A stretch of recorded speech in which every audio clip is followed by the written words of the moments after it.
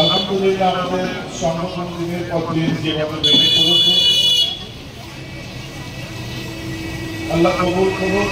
কোনো দিকে তাকাবার টাইম নেই, পেছন দিকে তাকাবার আমার টাইম নেই, সামনের দিকে তাকিয়ে আমাদের সংগঠনের সমস্ত সেক্রেটারি কথা বলা আছে যে কোনো দিকে তাকাবার দরকার নেই, নিজের কাজ নিজে করো। আমাদের মূল উদ্দেশ্য হচ্ছে মুজাহিদুজ্জামান দাদাউদ্দিন কিবলা রাহমাতুল্লাহি আলাইহি সেই রেজিস্ট্রিকে মেনটেন করা, আগিয়ে নিয়ে যাওয়া। এগুলো একটা রিলে রেসের মতো, জানেন তো।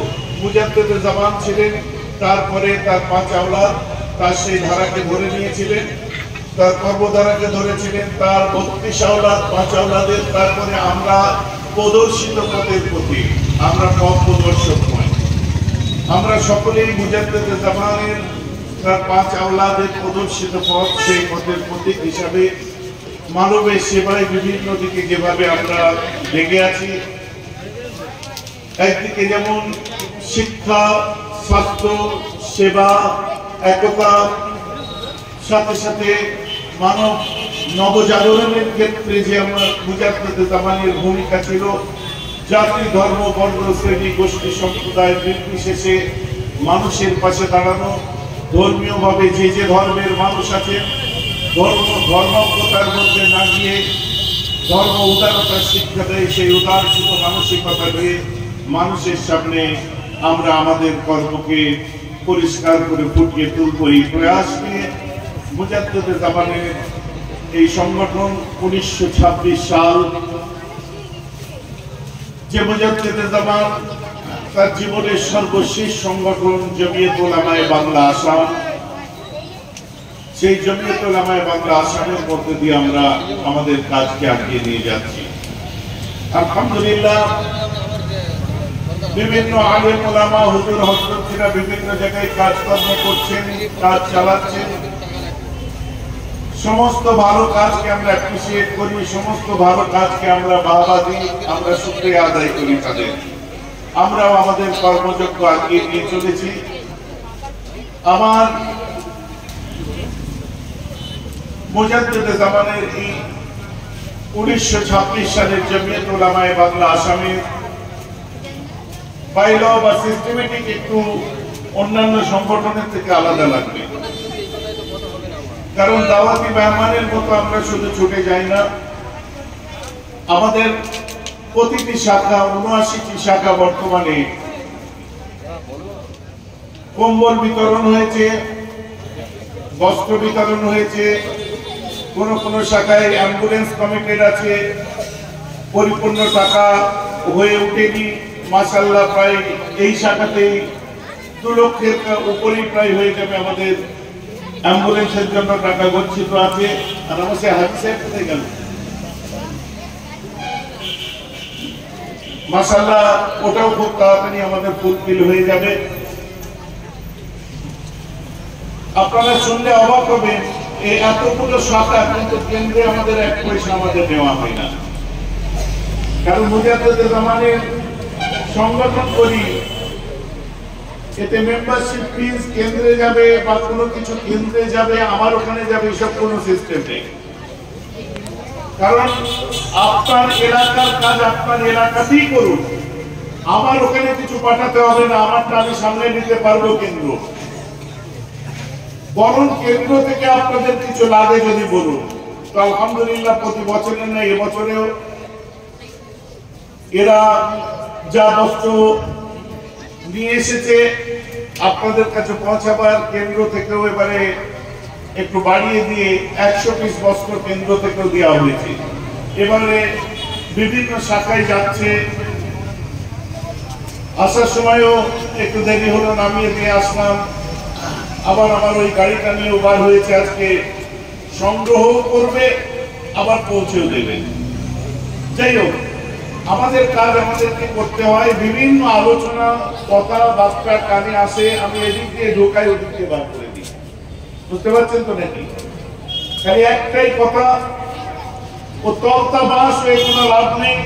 100খানা মোটা মোটা বাঁশের লাঠি তুমি আমাকে দেখতে বলবে ভাইজান আপনার কাছে আমরা 100 জন মোটা মোটা বাঁশের লাঠি আছে, আমার বাঁশে কোনো কাজ নেই। একটা স্টিলের রড হতে পারে যদি একটা রড 100টা বাঁশের উপর ভারী করবে। ওদের মানসিকতা সেইভাবে তৈরি করবে। রাত রাত দিন দিন তোমাকে বুঝতে হবে না অত, এখন রাত কি দিন তোমাকে অত বুঝতে হবে না, কারণ কোন রাজনৈতিক সংগঠন তোমরা করো না। আলহামদুলিল্লাহ ভালো মন্দ যতটুকু বুঝি ততটুকুই তোমাদেরকে আমি বুঝাই। এত বছর ধরে চিন্তা ভাবনা করে এসেছো যে ভাইজান কোনো কিছুই বলে না বোধহয় বড় কিছু আমাদেরকে বলবে। এই করতে করতে তো এত বছর হয়ে গেল, আর কবে বলবো, আর বলাও হলো না, আর বুঝবে না কবে তোমরা? এখন তো বুঝো যে সেদিনে আমার যে কথাগুলো ছিল আজকেও সেই একই কথা। আবার কাজ হচ্ছে কিছু করা, কিছু পাইয়ে দেওয়া, কিছু মানুষের পাশে দাঁড়ানো, কিছু মানব জাগরণের কাজ করা, দুস্থ মানুষদের পাশে দাঁড়ানো। আজকে সামাজিক অবস্থা কার কি অবস্থা, জাতি ধর্ম নির্বিশেষে তাদের চোখের পানি মুছানো, আর বাকি আর কিছু নেই। তো কবে কেন্দ্র থেকে বেরব ভাই আপনাদের হাতে চাঁদার বিল তুলে দিয়েছে যে চাঁদা তুলে পাঠাও?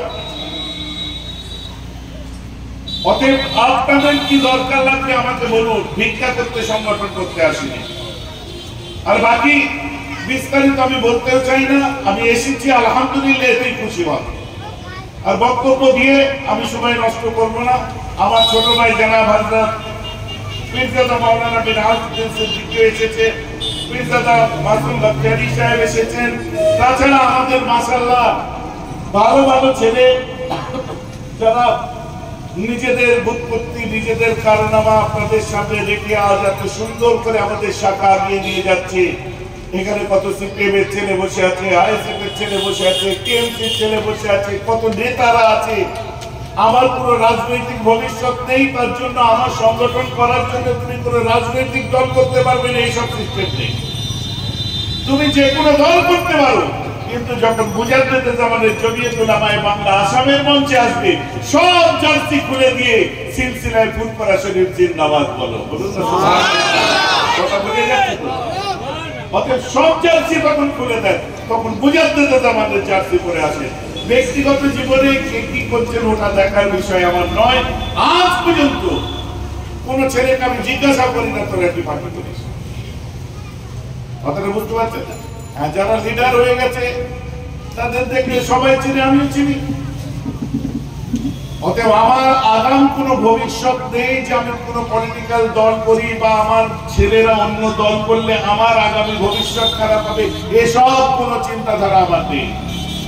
বরং আমরা একত্রিত হই মানুষের দেশে দোষে সবাই মিলে একটা কমন প্ল্যাটফর্ম থেকে। কারণ তুমি পলিসি দিয়ে আগে তো মুসলমান, তুমি পলিসি দিয়ে কংগ্রেস, আগে নবীর উম্মত, তুমি পরে তোমার কি বলে টিএমসি, আগে তুমি হচ্ছে মুজাদ্দেদে জামানের সিলসিলার মানুষ, তুমি যে মুসলমান, তুমি কওমে মুহাম্মদ উম্মতে মুহাম্মাদি। অতএব তোমার প্রথম পরিচয়টা তোমার জন্য যথেষ্ট। পরে যা করছো করো, ভালো করলে ফল ভালো পাবে, খারাপ করলে ফল খারাপ পাবে। যে যা ভালো বোঝে নেড়া মাথায় ফুল বোঝে, ঝামেলা শেষ। কিন্তু আমার এখানে আসতে গেলে সব জার্সি খুলে দাও। ভাই যে কথা বুঝতে পারছেন না? আমাকে দাওয়াত করেছিল, আমি গেছিলাম ফুরফুরায়, আমাদের রাজ্যের সুপ্রিমো এসেছিল। ঘেউ ঘেউ ঘেউ ঘেউ করে কেউ কেউ চিল্লাতে আরম্ভ করে দিল। একটা বুলেটিন পরের দিনে একটা ব্রিফিং করেছে, দেখো সব চুপ। কেন আমাকে রাগাবি না? পরিষ্কার হিসাব। এই হাত অনেক কিছু তৈরি করেছে, যেমন তৈরিও করেছে, পর্দা ফাঁস করে সব গন্ডগোল করে দিতে পারে, এটা মাথায় রাখবি। কথাটা আবার বুঝতে পারছেন না? অতএব একে দিয়ে ছেলে খেলা করতে যাবে, এটা কোনো মোল্লা মাওলানা, এটা কোনো সাধারণ কোনো পীরজাদা পেয়ে যাওনি। আমি জানি আমার কোথায় যেতে হয়, কোথায় যেতে হয় না, কোথায় পা ফেলতে হয়, কোথায় পা ফেলতে হয় না। আর বেটার আন্ডারস্ট্যান্ড তোমার কাছে আমি শিখবো না, কারণ অল্প হলেও পেটে বিদ্যা আছে, বকরম পীরজাদা দেবো না। আর বোকা কতগুলো মুরিদদের মাথায় কাঁঠাল ভেঙে খাওয়া পীরজাদা দেবো না। অতএব কি করতে হবে না করতে হবে, আমাদের আর্থসামাজিক অবস্থা, আমাদের আপনার জব রেশিও, আমাদের পিছিয়ে পড়া মানুষ, শুধুমাত্র সংখ্যালঘু মুসলমান নয়, যে কোনো সংখ্যালঘু পিছিয়ে পড়া মানুষেরা প্রত্যেকের জন্য মুজাদ্দেদে জামান চিৎকার করেছিলেন।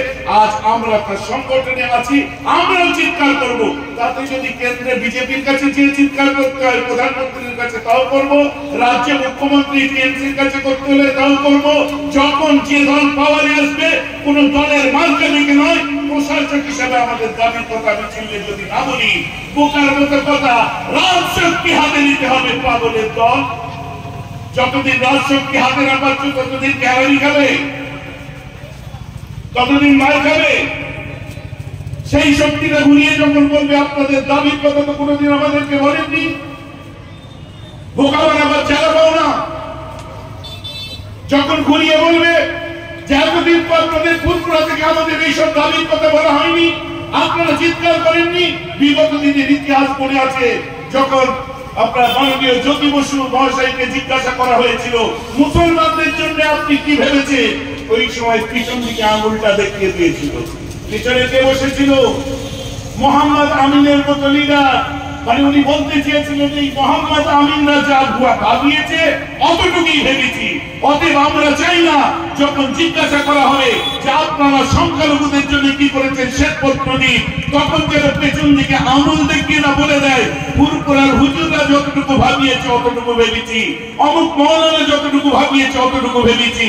অতএব এই আঙুল দেখিয়ে দেওয়া, আমাদের ঘাড়ে দোষ চাপিয়ে দেওয়া জায়গাটা বন্ধ করার জন্য যে শক্তি আছে ওই শক্তির কাছে আমরা আমাদের দাবি দাবার কথা বলবো।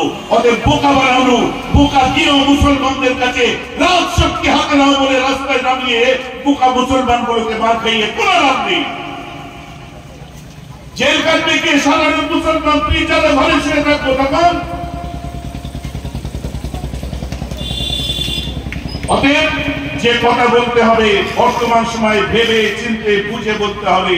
যে যার পথে এগোচ্ছেন এবং আমার আপত্তি নেই, কিন্তু প্রকৃত পিছিয়ে পড়া মানুষদের জাগরণের ক্ষেত্রে, আর্থসামাজিক অবস্থার উন্নতির ক্ষেত্রে আমাদের যেখানে দরবার করা দরকার আমরা সেখানে যাব।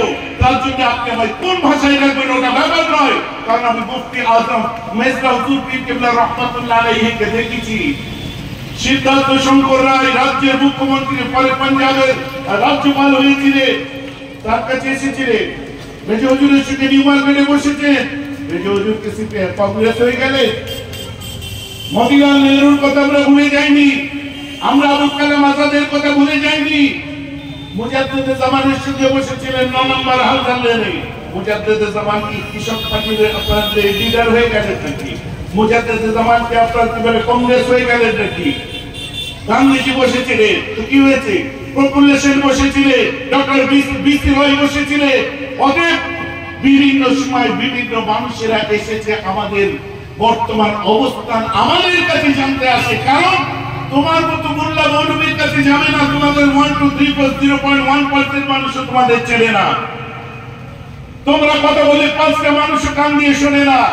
আমাদেরকে বলবে, কারণ আমরা যেখানে বক্তব্য দিই সেখানে বহু মানুষ দাঁড়িয়ে শোনে আর বক্তব্যকে অ্যাপ্রিসিয়েট করে।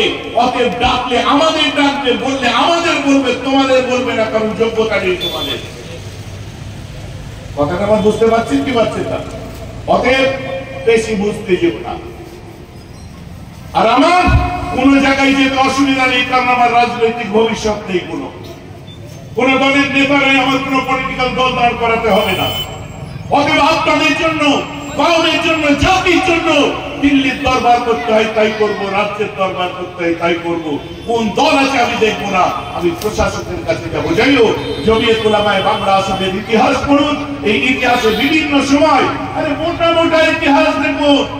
এই জমিয়ত উলামায়ে বাংলা আসামের নেতারা এই কাজ করেছিলেন, আজ তাই আমরাও সেই কাজ করছি। একদিকে ধর্মীয় রক্ষার জন্য আপনার তাহাফুজে দ্বীনের কাজ করি, অপরদিকে মানুষের সেবার জন্য খেদমতে খরচ করি। সাথে সাথে মুজাদ্দেদে জামানের একা করে যেসব বাণীগুলো ছিল, শিক্ষা, স্বাস্থ্য, একতা, মানব সেবা, এই সবগুলো নিয়ে আমরা মিলেমিশে একাকার হয়ে থাকতে চাই। এই আশা এবং আমাদের সংগঠনের ছেলেদের এই হেদায়েত দিয়ে আমি আমার বক্তব্য শেষ করছি।